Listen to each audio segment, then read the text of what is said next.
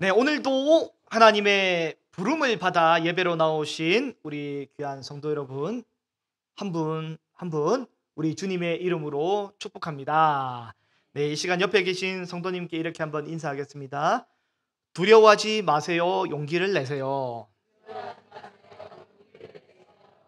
네, 제가 그림 PPT를 넘기는 걸 깜빡을 해버렸네. 어쨌든 우리 그 메뚜기 중에 엄청난 메뚜기가 있는데요.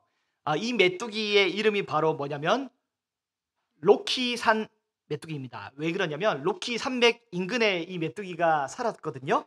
1870년대에 이 메뚜기는 미국 서부 농부들에게 아주 지옥을 선사한 메뚜기 떼였습니다. 한번 이 메뚜기 떼가 출몰하면 이 1억 마리도 아니라 몇 마리냐면 12조 5억 마리가 날아다니면서 한 번에 떼를 지어 갔습니다.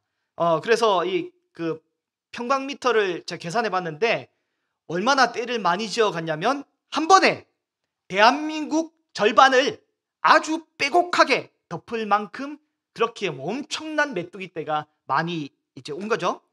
눈에 보이는 거는 메뚜기 떼가 다 잡아먹는 거예요. 다 그냥 한번 덮어버리면 잡아먹는데 이 메뚜기 떼를 만난 서부 개척시대의 농부들은 문자 그대로 지옥을 경험했습니다. 요엘서에 보면 메뚜기 부대가 온 하늘을 덮으니까 해가 변하여 어두워지는 이 무서운 경험을 하게 되는데 그 무서운 경험을 하게 된 겁니다. 개기일식도 아니라 개기월식도 아니라 메뚜기로 이제 이렇게 어두워지는 이 메뚜기 좋아하세요? 메뚜기 튀김 이렇게 네, 알겠습니다. 네. 사이좋게 지냅시다. 네. 1873년에서 1877년 사이에만 약 4, 5년 사이에만 자그마치 미국 서부에 2억 달러의 피해를 입었는데 이거를 오늘날 대한민국의 화폐와 현재 시세로 바꾸면 그 몇 년 사이에 약 100조 원을 이제 손해를 보고 피해를 본 거죠. 농부들이 얼마나 억울했겠습니까? 서부 개척할 때 저기 나는 금광 안 캐고 농사를 지었는데 금이나 캘 걸 이렇게 했겠죠. 이놈들이 어쨌든 로키 산맥에 서식을 하다가 철새처럼 먹을 게 없으면 저지대로 내려왔다가 습격해서 먹고 뭐 왔다 갔다 하다가 엄청나게 뭐 대한민국 절반을 덮을 만큼 이 엄청난 숫자가 많았는데 갑자기 불현듯 1902년 마지막 개체 마지막 한 마리 표본이 확인되고 1902년 이후로 갑자기 멸종했습니다. 이게 불과 30년 사이에 대한민국 절반을 삼키려고 했던 그 메뚜기 떼가 30년 사이에 갑자기 멸종을 한 거죠. 멸종 원인에 대해서 이런저런 설이 있는데 어쨌든 미스테리인데요. 그 여러 학설 중에 제일 유력한 학설이 뭐냐면 바로 메뚜기가 왜 멸종했냐면 잘못된 리더를 만나서 메뚜기가 멸종했다라는 게 유력한 설 중에 하나입니다. 제일 앞서가던 그 메뚜기가 어떻게 하냐면 날아가다가 멈추면 어떻게 하냐면 힘들어서 멈추면 뒤따라오는 메뚜기한테 먹히는 겁니다. 메뚜기가 닥치는 대로 막 그냥 먹어버리니까 뒤따라오는 메뚜기한테 먹히고 그 뒤따라오는 메뚜기도 멈추면 어떻게 돼요? 또 뒤따라오는 메뚜기한테 먹히는 거죠. 그러니까 이 메뚜기는 그 직진밖에 할 수밖에 없는 거지. 어차피 가야 됩니다. 근데 길을 잃었는데 멈추지 않고 계속 날아가다가 학설에 보면 어떻게 하냐면 이 메뚜기의 선두인 리더가 로키 산맥의 빙하 속으로 집단을 잘못 데려가가지고 모조리 거기에 꼬꾸라져서 죽었다라고 하고 실제 이 빙하 지역에 메뚜기 떼가 이 퇴적층을 이루고 있습니다. 그래서 아주 막 수북하게 메뚜기가 갑자기 그 인도자를 따라 리더를 따라서 쭉 가가지고 거기서 이제 메뚜기가 끝난 거죠. 집단을 멸종시킨 메뚜기 리더는 길을 몰랐어요. 그리고 메뚜기의 리더는 길을 잃었는데 길을 잃은 중에 잠시 멈출 만한 용기가 없었습니다. 왜 그렇습니까? 멈추면 죽잖아요. 무리도 뭐냐면 이 잘못된 리더를 선택해서 따라갔고 또한 리더가 길을 찾을 만한 시간적 여유를 주지 않았습니다.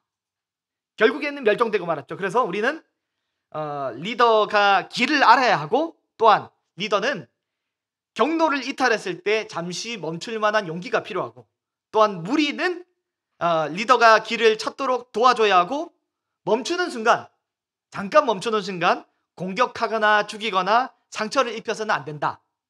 끝. 이게 뭐 오늘 설교가 끝났나요?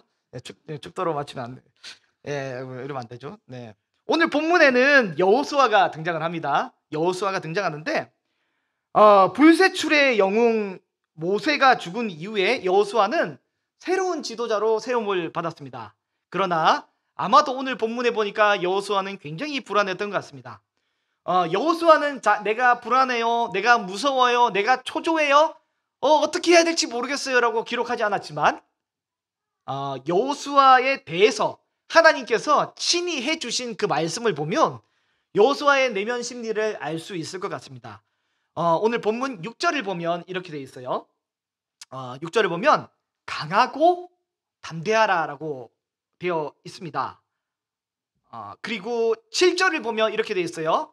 오직 강하고 극히 담대하여 라고 되어 있고요. 또 오늘 본문 9절을 보면 이렇게 되어 있어요. 강하고 담대하라, 무서워하지 말며 놀라지 말라라고 하나님이 말씀을 해 주십니다. 왜 하나님이 이런 얘기를 해 주셨을까요? 아마도 여호수아는 굉장히 무섭고 두렵고 불안하고 초조하고 어찌해야 될지 모르는 상황에 놓여 있었던 것 같습니다. 내가 메뚜기 떼에 선두에 서 있는데 60만 명이 두 눈을 시퍼렇게 뜨고 쳐다보고 있는데, 내가 이제 전진을 해야 될 것 같은데 어디로 가야 되나? 무엇을 해야 되나? 이 굉장히 초조한 상황에 놓여 있었을지 모릅니다. 우리 성도님들은 어떻습니까? 가정에서 우리 성도님 중에 어떤 분은 가장으로서 이제 가정을 책임져야 되고요. 또 성도님 중에 어떤 분은 또 실제 가장은 아니지만 내가 영적인 가장으로서 가정에 책임을 져야 되는 분도 계십니다. 또 어떤 분 중에 우리 성도님 중은 나는 부족하고 연약한데 하나님이 나한테 이 섬김과 봉사를 맡기셨어요. 이걸 어떻게 해야 되나? 어떻게 해야 되나? 당황스럽고 불안할 수 있습니다. 아무도 모르지만 하나님만 아시는 게 나는 참 연약하고 부족한 자인데 사람들이 나를 좋게 보셔서 나에게 좋은 직분을 맡겼는데 일을 어떻게 해야 되나? 불안할 수 있습니다. 더더구나 이제 2025년도를 시작하는 시점에서 우리에게 맡겨진 이 과업들을 과연 내가 할 수 있을까? 생각할 수 있는데, 그래서 여호수아는 어쨌든 굉장히 불안했던 것 같습니다. 그러니까 불안할 만한 요소가 어떤 요소가 있었습니까? 첫 번째는 과연 내가 모세가 했던 것처럼 이 귀한 일을 사명을 완수하여서 땅을 차지할 수 있을까?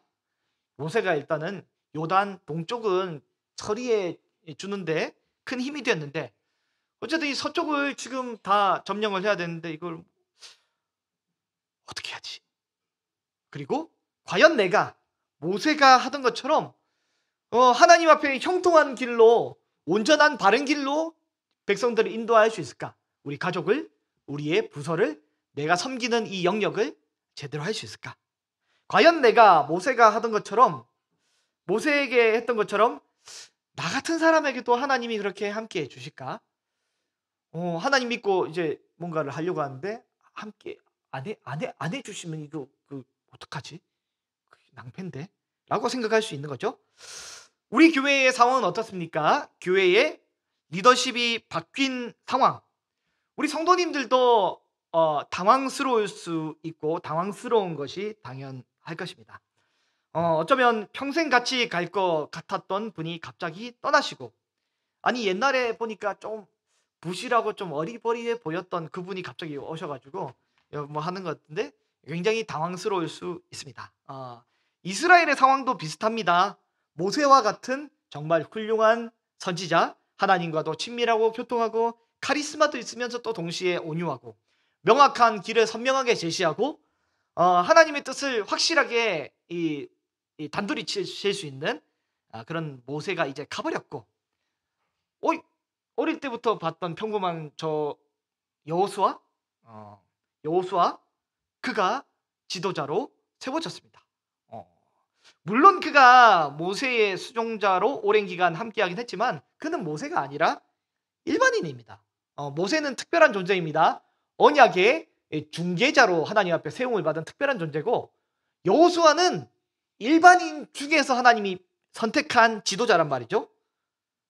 그래서 그 지도자의 자리를 물려받은 여호수아도 굉장히 당황스럽고, 여호수아를 지도자로 인정할 회중들도 당황스럽고, 여호수아 입장에서도 나는 분명히 모세만은 못할 것 같은데 어떻게 해야 되나? 아마도 굉장히 불안했을지 모릅니다. 우리 성도님들, 저도 이제 마찬가지인데요. 저도 큐티를 묵상하면서 저도 되돌아보니까, 저도 멀쩡히 가만히 그 부목사로 있었어요. 부목사로 있다가, 야, 이만하면 이 담임 목회 나가기 전까지 충분히 오래 있어도 좋을 만한 교회다라고 정말 거의 처음이자 마지막으로 오랜만에 좋은 교회를 만났거든요. 이렇게 생각하고 그 교회에 부임한 지 10년도 아닌, 3년도 아닌, 1년도 아닌 딱 10개월 만에 제가 부름을 받아 이 소식을 들었습니다. 제가 결혼하고 지금까지 이제 교회 사택이든 혹은 이제 스스로 집을 구하든 이 집을 뭐 되게 힘들게 지냈거든요. 그래서 나름의 제일 좋은 집을 LH에서 당첨을 받아가지고 여기서 20년간 살면서, 야, 우리 미나 대학 갈 때까지 있어야겠다라고 생각을 했는데, 아직 1년을 못 살았는데 1년이 안 됐어요. 갑자기 부름받아 제가 이 자리에 오게 된 겁니다. 저희 너무 당황스럽고 갑자기 왔잖아요. 갑자기 저도 갑자기 왔어요. 저도 당황스럽고 여러분도 당황스럽고 피차 당황스러운 거예요. 뭐 그렇습니다. 저희 아내가 그러더라고요. 제가 업무가 밀리니까, 제가 이제 그 업무가 많이 밀렸어요. 그래가지고 홈페이지도 지금 막 해야 되는데 아직 시작도 못했거든요. 이 현수막을 어젯밤에 몇 시에 했는지 모르겠네요. 10시에 했나 몇 시인지 모르겠어요. 그 현수막 업체 가서 받아왔어요. 그러니까 제가 업무가 밀리니까 저희 아내가 하는 얘기가 뭐냐면, 여보, 그래도 한 2달 정도 미리 여유를 두고 좀 미리 계획을 짜야 될 것 같다고 얘기를 하더라고요. 내가 얘기했죠. 나 여기 온 지 2달이 아니라 33일째라고. 뭔 2달이냐고. 일이 갑자기 이렇게 됐잖아요. 그렇습니다. 일이 이렇게 됐습니다. 오늘 공동회의를 합니다. 공동회의를 하잖아요. 공동회의를 하는데 세례교인 이상 우리 성도인들은 그냥 의례대로 진행하는 그냥 회의다 생각하지 마시고, 세례를 받고 교회에 입교한 정식 교인이면 우리 교회를 함께 책임지는 동력자입니다. 그렇기 때문에 이 회의에 마음을 담아 참석해 주시기를 부탁드립니다. 공동회의는 뭐 하는 거냐면 2024년도의 모든 재정을 결산하고 2025년도의 예산을 세우는 시간인데, 그래서 세례 입교하신 분은 다 참석을 하시는데요. 지난주인지 지지난주인지 교회에 내년도 예산을 세우기 위해 예결산위원회가 조직이 돼서 이리저리 그 위원들이 저쪽에 들어가셔가지고 앉으셔서 계산기를 막 두드려 본 겁니다. 이렇게 뭐 나가고 이제 회의를 다 마치고 이제 계산기를 두드려 보니까, 와, 재정이 심각하게 부족해 보이는 것 같은 걸로 느껴졌습니다. 그래서 뭐 예결산 위원 중에 남성 참석자 중에 한 분이 얼굴이 창백해져서 나오셨습니다. 실제 계산기를 딱딱딱 두드려 보니까 예상이랑 다른 거죠. 대출받아 상가도 사고 대출받아 사택도 샀는데 이게 계산기를 두드려 보니까 이게 대출 상환에 답이 안 나오는 거예요. 하나님이 지르기 전에는 명확한 총명함을 안 주셨는지 지르고 나서 보니까 이제 이게 답이 안 나오잖아요. 우리 성도님들, 답이 나오지 않을 때, 길이 보이지 않을 때, 그때 우리에게 마중 나오는 친구가 있는데 그 친구의 이름이 바로 두려움입니다. 답이 보이지 않을 때, 길이 선명하지 않을 때, 그때 우리에게 마중 나오는 친구가 있는데 그게 바로 두려움입니다. 내가 혹시 로키 산맥 빙하에 무리를 꼬꾸라지게 하는 메뚜기 리더 아닌가? 내가 길을 잃어서, 내가 길을 몰라서, 내가 잘못된 길을 멈추지 않고 계속 가다가 로키 산맥 빙하에 우리의 공동체를, 우리의 가족을, 내 부서를, 나의 섬김의 영역을 꼬꾸라지게 하는 메뚜기 아닌가? 라고, 내가 왜 메뚜기 리더입니까?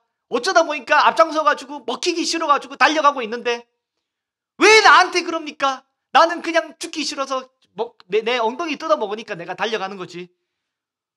그러다가 길을 잃어서, 길을 몰라서, 잘못된 길을 멈추지 않아서 꼬꾸라지는 거 아닌가?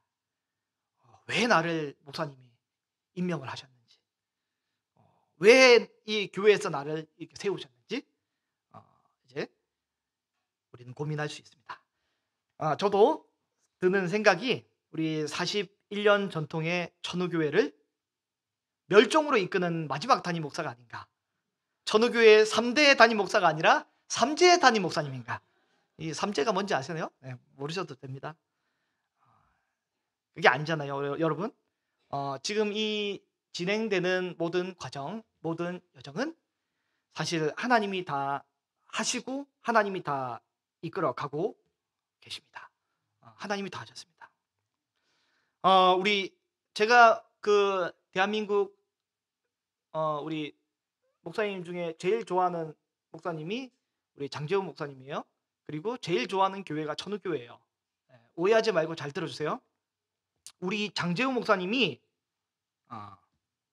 서울도 아닌 경기도 안양에서 목회를 했고, 그리고 우리끼리야 천우교회가 우주에서 제일 좋은 교회이지만 일반적인 시선으로 볼 때 성도수 50명 남짓한 재정이 자립을 했는지 모르는지 아리송한 반지하 상가 교회인데, 우리야 장재호 목사님이 훌륭하고 우리야 천우교회가 굉장히 좋은 교회라고 믿고 있고 실제 그렇지만, 그런데 서울 서초구에 위치한 역사와 전통을 자랑하는 순교자를 배출한 산정현 교회에서 우리 장재호 목사님을, 이 조그만 상가 교회에 있는 목사님을, 그 많은 목사님을 대신해서 장재호 목사님을 모셔가는 것이 사실 보통 일은 아닙니다. 여러분, 그건 인정하셔야 됩니다.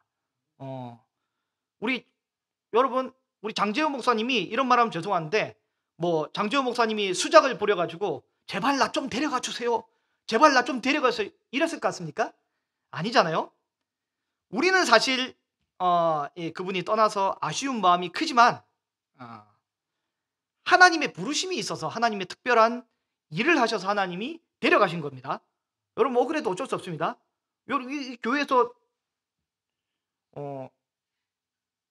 관계에 일반적인 일은 아닙니다. 일반적인 일이 아니에요. 그건 인정해 주셔야 됩니다. 장 목사님이 가시기로 결정을 되셨고, 그리고 가시기로 결정된 다음에 갑자기 또 상가 2개가 나왔잖아요. 교회에서 어쩌면 오랫동안 부동산이든 위에 상가든 기도했을지 모르겠습니다. 근데 우리가 혹시, 저는 못 들었는데 우리 성도님 중에 혹시 누군가가 저기 해법 수학 가가지고 횡패를 부린다든지, 아니면 상가를 돌고 돌아서 제발 상가 하나만 팔아달라고 어떤 그 요청을 하신 분이 우리 성도님 중에 계십니까? 안 계시잖아요. 하나님의 적절한 이 타이밍에 장 목사님의 때를 종결한 이 선언되자마자 후임자의 때가 왔는데 하나님이 상가 2개를 내주시고, 그리고 제가 회의록에 보니까 우리 성도님들 모이신 재직들이 만장일치로 이렇게 이제 이 상가를 구입하시기로 작정을 하셨더라고요. 하나님이 하셨습니까? 사탄 마귀가 했습니까? 하나님이 이 일을 해주셨습니다. 상가를 대출하려고 계산을 어떻게 돌렸는지 추가로 1억을 이제 인테리어 명목으로 더 받아냈는데 저희 이제 사택을 교회 명의로 저는 이 하려고 했어요. 왜냐하면 저는 제 명의로 뭐가 등기하는 게 싫어서 꾸역꾸역 그 지금 우리 장재호 목사님 명의로 되어 있던 차량을 제 명의로 돌리지 않고 교회 법인으로 엄청 고생해서 돌려놨습니다. 집도 제 명의로 안 하고 싶어서 교회 명의로 해달라고 요청을 해서 그 덕분에 우리 김범섭 장로님이 몇 주를 고생하셨어요. 몇 주를 고생했는데 결과는 뭐냐면 안 됩니다. 그래서 어떻게 했어요? 우리가 상가를 대출하려고 받은 인테리어 비용 1억을 뭐냐면 우리 시드머니로 삼아서 제 생애 첫 주택 구입으로 이걸 구입한 거예요. 저는 제 인생을 저기다가 지금 꼬라박았어요. 지금. 저는 이제 평생 이제 부자 될 일이 없습니다. 이제 끝났습니다. 네, 여러분 저를 책임져야 됩니다. 네. 절묘하게 상가가 나와 줬기 때문에 대출을 받았고 대출에 뭔가 좀 더 받았기 때문에 그 때문에 사택도 구입할 수 있었던 거가 되는 거잖아요. 여러분 저는 돈이 없습니다. 그래서 제가 집을 우리 교회를 위해서 제가 자가로 구입을 해가지고 교회에 전혀 이게 누를 안 끼치면 정말 좋고 다행이겠지만 목사가 뭔 돈이 있겠어요? 저는 이제 제 LH 집을 빼고 보증금 남은 거를 은행에 빚잔치를 하고 이제 빌렸던 것을 가족에게 갚고 나니까 딱 300만 원 남았는데 이거를 이사 비용 쓰고 나니까 빈털터리가 됐습니다. 만약에 그때 상가가 안 나왔고 그 1억이 없이 이 대출을 안 받았더라면 여러분 지금까지 담임 목사가 공석이거나 저는 서울에서 출퇴근해야 됩니다. 네. 어쨌든 이 모든 계획이 다 어디서 출발했냐면 하나님이 다 시작을 하시고 하나님이 출발하셨습니다. 하나님이 다 만들어 가셨어요. 여러분 욕심 부리는 게 아니에요. 우리 교회가 욕심 부렸던 것도 아니고 하나님이 만들어 가셨습니다. 이거는 명확한 일입니다. 하나님이 모든 것을 다 진행하고 이끌어 가셨어요. 그래서 저는 재정이 어떻든 결산이 어떻든 제가 원래 원래 제가 반 거짓말을 하자면 수학만 잘했으면 서울대 갔을 건데 제가 수학을 못해요. 이제 산수를 못합니다. 계산이 안 돼요. 그래서 저는 두려워하지 않지만 저는 확신이 있습니다. 수학을 못하고 산수를 못해서 두려워하지 않고 확신 있는 게 아니라 하나님의 특별한 계획이 아니었으면 장재호 목사님이 여기 계속 계셨을 것이고 하나님의 특별한 인도가 아니었으면 저는 여전히 저기서 부목사로서 책임감이 덜하게 널널하게 그냥 편하게 지냈을 터인데 하나님의 특별한 인도가 아니었으면 상가도 대출을 안 받았을 것이고 사택도 안 샀을 것이고 아무 일도 안 일어나고 그냥 있었을 것인데 예산과 결산이 어느 정도 균형을 이루며 최근 몇 년간 예산과 결산이 같이 이렇게 쭉 갔잖아요. 이렇게 균형을 이루며 지금처럼 쭉 그냥 지냈겠죠? 자, 틀린 얘기 했나요? 맞잖아요? 내일 특세 설교 본문이지만 오늘 조금 미리 땡겨오자면 거룩한 전쟁이 본격적으로 시작이 되자 이제 어떤 일이 발생하냐면 오늘 본문이야 내일 본문인데요. 내일 큐티 본문 5장 12절을 한번 찾아볼까요?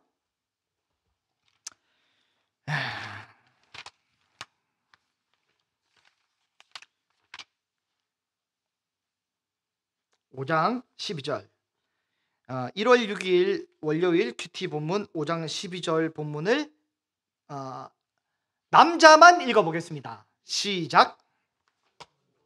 아니 탈락입니다. 죄송합니다. 여자분만 읽어보겠습니다.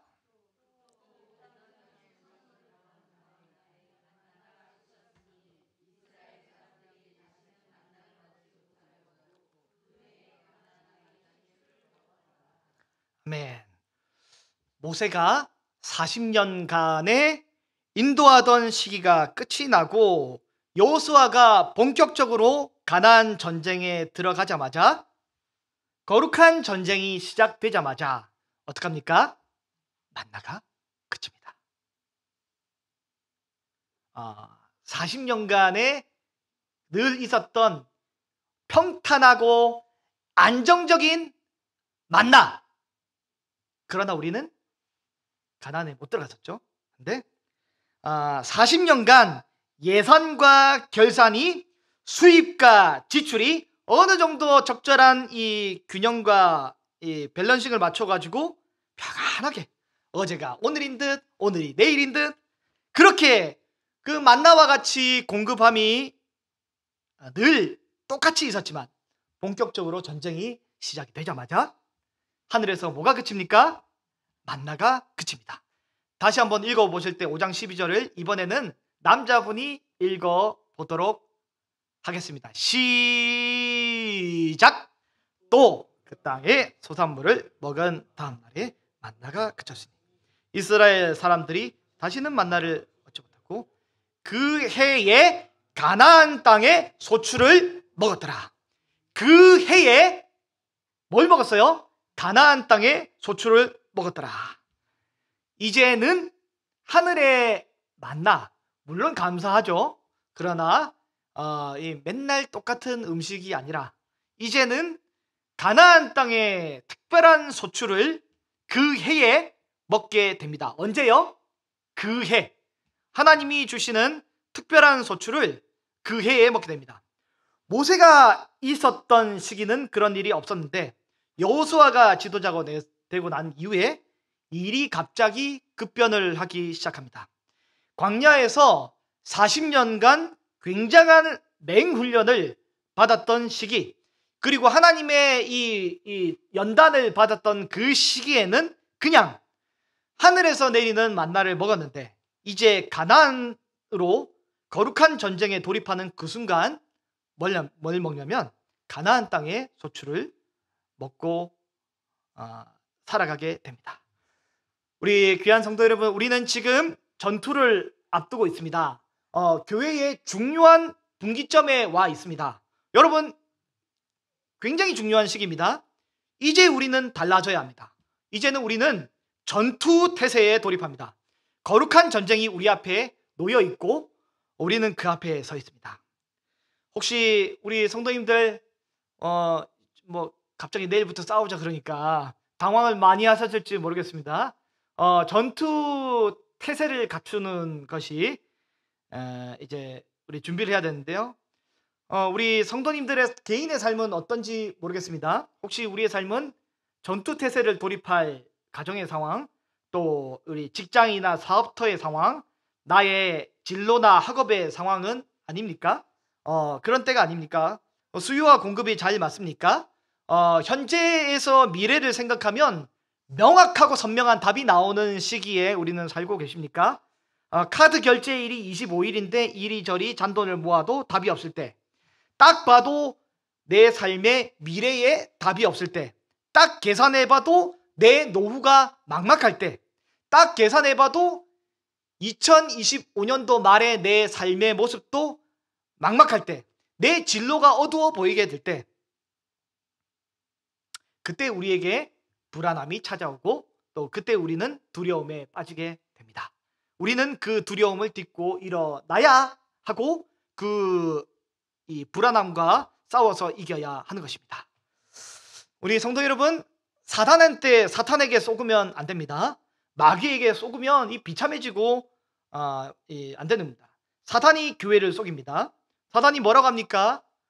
너희 교회가 40년간 50명 남짓한데 새신자 몇 명이 왔다고 금방 바뀔 것 같냐? 사탄의 속임수 아닙니까? 너 이게 교회에서 이렇게 봉사만 하면 네 미래가 열리겠냐? 어두울 건데? 이렇게 마귀가 우리를 속이고 우리를 넘어뜨리려고 합니다.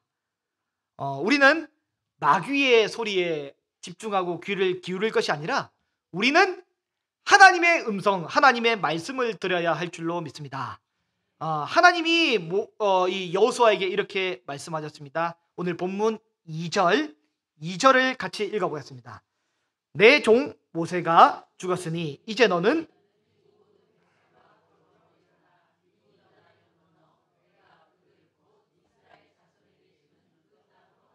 하나님은 이제는 요단강을 건널 때다.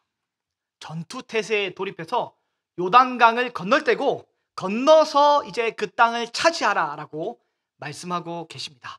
하나님이 아니 주님 그게 아니라 요단 그 서편도 충분히 목초지도 좋고 그냥 광야 요즘 캠핑도 유행인데 우리 광야에서 텐트 치고 나름 행복하게 살았잖아요. 굳이 저기 들어가 가지고 지금 전투를 아이고 주여 그냥 넘어가면 이럴 수 있겠지만 하나님은 우리에게 뭐라고 합니까? 이제는 그 땅으로 들어가라 말씀하고 계십니다. 3절에 보니까 뭐라고 하냐면 내가 모세에게 말한 바와 같이 너희 발바닥으로 밟는 곳은 모두 내가 너희에게 주었노니 4절을 같이 읽어보겠습니다. 곧 광야에서 이 레바논에서부터 큰 강 곧 유브레데 강까지 해쪽 속에 온 땅과 또 해지는 쪽 대해까지 너희의 영토가 되리라. 아멘.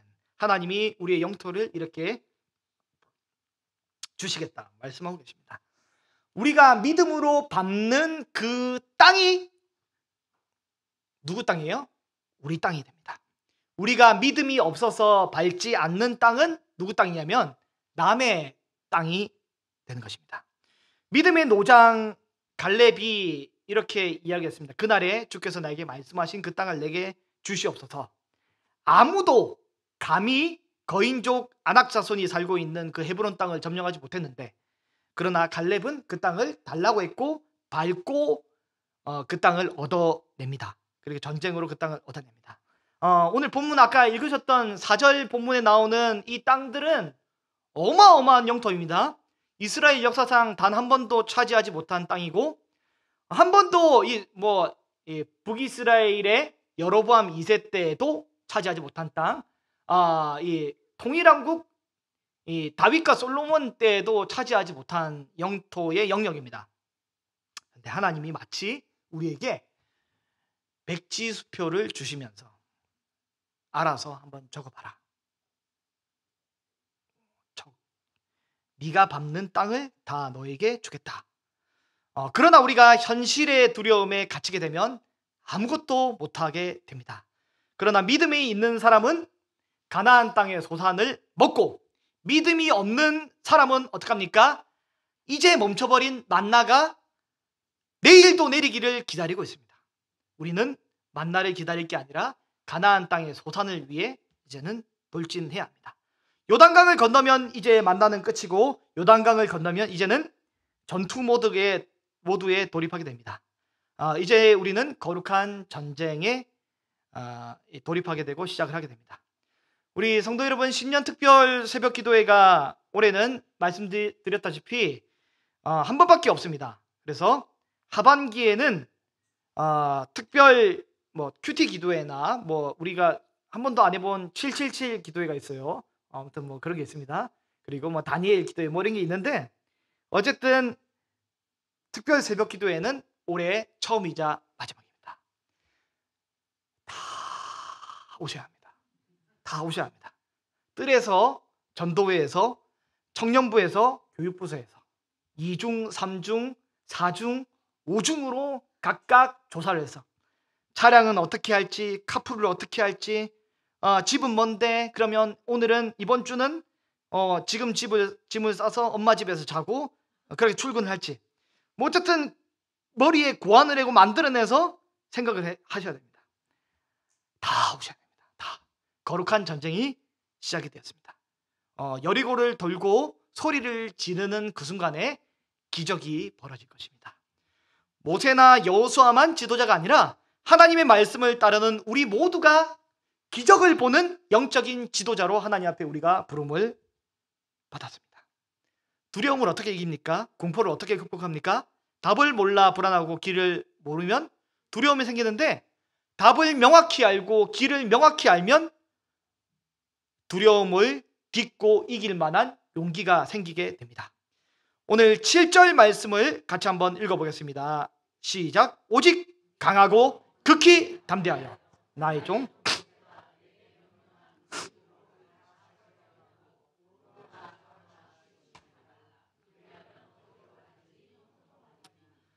하나님의 말씀을 따라 우로나 좌로나 치우치지 않으면 매일매일